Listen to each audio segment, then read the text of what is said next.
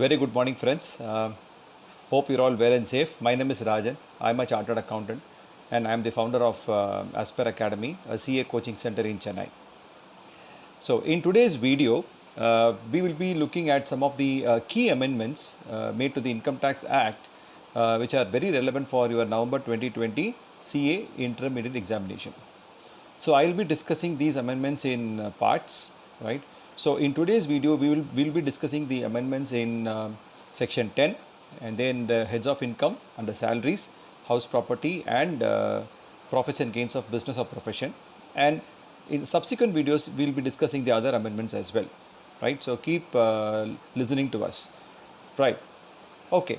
So as regards section 10, right, which is incomes which do not form part of total income, the key amendment is with regard to in section 10, which says that the purpose is with a view to facilitate external borrowings by units which are situated in an international financial service center called IFSC, right?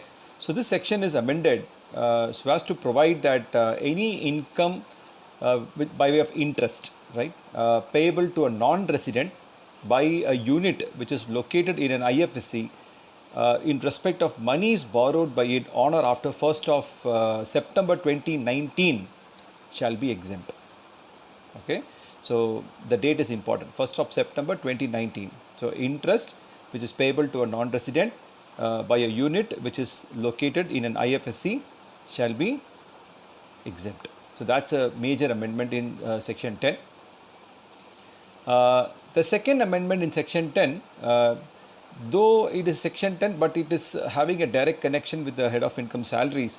So I would rather classify that amendment as a part of salary. It says that any payment from a national pension scheme trust, right, which is made to an assessee either on closure of the account or on he opting out of the pension scheme, to the extent it is not exceeding 40% of the total amount payable, right, to him either at the time of closure or at the time of he opting out, that is exempt from tax. That's the current situation. But now what they have done, to with a view to benefit even the pensioners, this limit of 40% has been increased to 60%, right? So from 40 it has gone up to 60.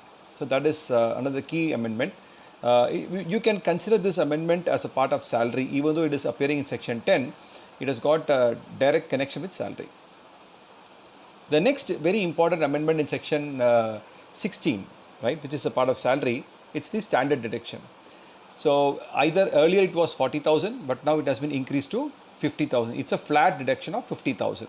That is important. So this is a very key amendment in salary. So you need to keep this in mind when you solve the any problems on salary or even a gross total income problems. Okay. The next amendment is on income from house property. So section 23 has been amended, right, which deals with both the self-occupied and deemed let-out properties. So it says that where an assessee owns 2 or more house properties which are meant for self-occupation, so he can opt 2 such properties as self-occupied, right, and the other property or the remaining house or houses, right, which will be considered as deemed to be let-out properties, right. So that's the amendment. So he can treat, if he has got 3 houses, 2 houses he can treat as self-occupied, and any of the third house he should treat as a deemed to be let-out property. That's the first thing. Next is 23 subsection 5. In this section, a very important amendment has been brought, where it says that where the assessee holds any building or a land which is appurtenant thereto as stock in trade. So if you are holding a building or a land as stock in trade, the annual value of such property shall be taken as nil for a 2-year period, right, from the end of the financial year in which the certificate of completion of the construction is obtained from the competent authority, right. So and once you take it as the annual is nil, so it shall be deemed to be let out after 2 years. So the exemption is given to you only for a 2-year period, right. The annual value will be taken as nil for a 2 years period. So what happens after 2 years? It will be considered as a deemed to be let out property. This is the important amendment in 23(5). Next is section 24, right, which talks about the deductions part.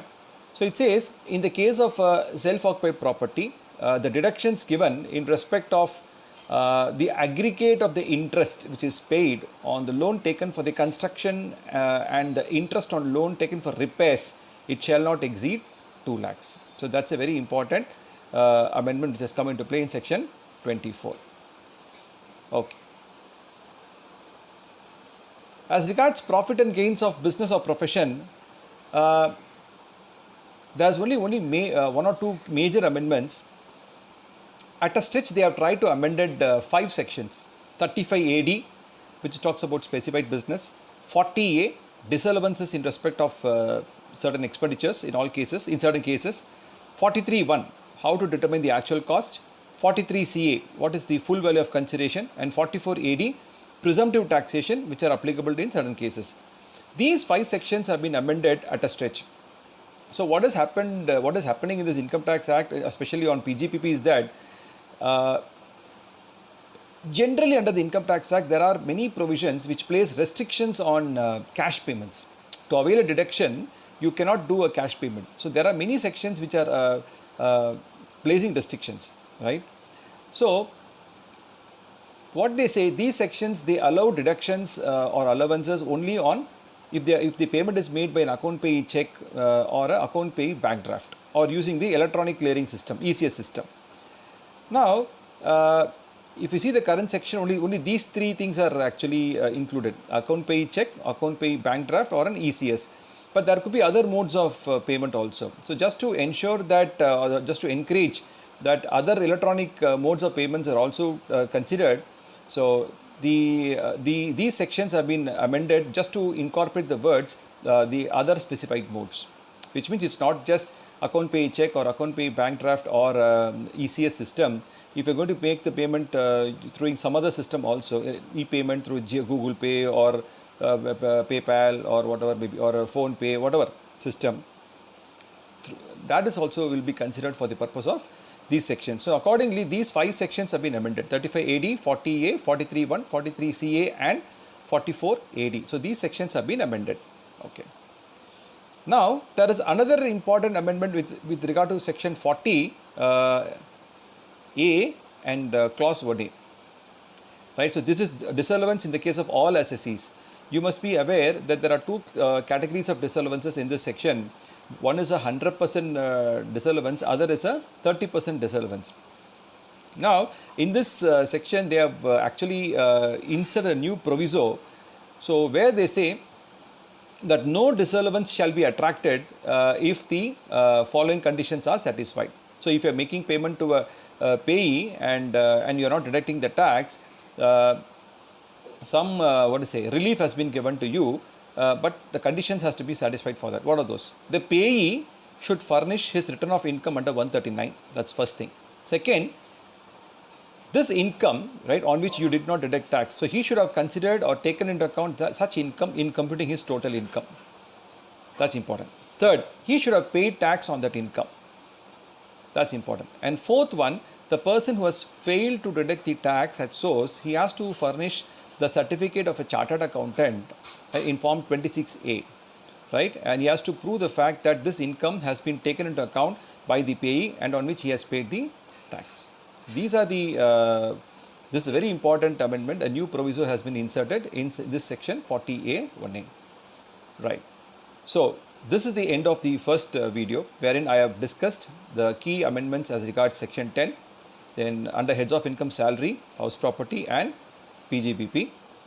If you like this video, please like, share, subscribe this video, and please press the bell icon so that you get further notifications. And if you have any comments and or any questions, right, if you feel that we should cover some of the important topics as well from an exam perspective, please let us know, and we'll be more than happy to present short videos on those, so that it would enable you to do a quick revision from an exam perspective, right? So thank you so much for the patient listening.